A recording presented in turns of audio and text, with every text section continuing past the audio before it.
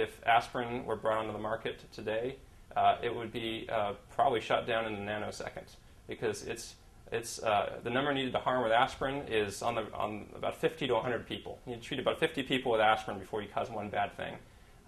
To Gastrorod, just to look at that for an example, its number needed to harm is well over 1,000, and that's if we believe it's even causing these cardiovascular events. So I don't really want to dwell on Gastrorod too much, other than to say the big broader message is there's still a concern in my mind that regulators don't see this as a disease that's serious enough, and that flies in the face of everything I said earlier in terms of the trends that I see in the clinic, where providers are finally starting to recognize that this is an important disease, that there is a quality of life decrement associated with it, that there is a severe burden of illness associated with it, that there's a worker productivity decrement associated with it, and all of that flies out the window when we say, if anything happens with a drug, we can't use it.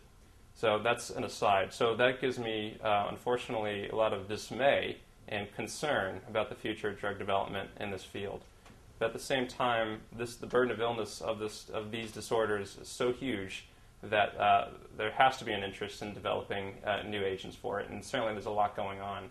I'm not an expert in pharmacology, and I know that there's a lot going on for all sorts of different chemicals, whether it be CRF or cortisol-related stuff, mast cell stabilizers. There's a lot of exciting stuff that is coming down the pike, and we just have to keep our fingers crossed that there's no safety signal whatsoever, or we have to make better efforts to convince regulators that this is a real problem that needs to be solved, that there's a burden of illness associated with these diseases.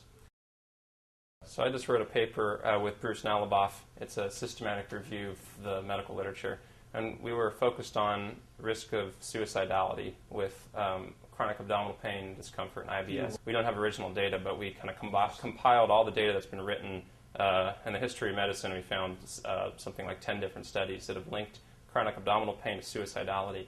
And when you look at it from that perspective, it's not so much of a nuisance anymore, is it? When patients are not necessarily committing suicide, but have suicidal ideations, what kind of life are you leading that your chronic abdominal discomfort is leading you to start to think about ending your life or hurting yourself? That's more than a nuisance.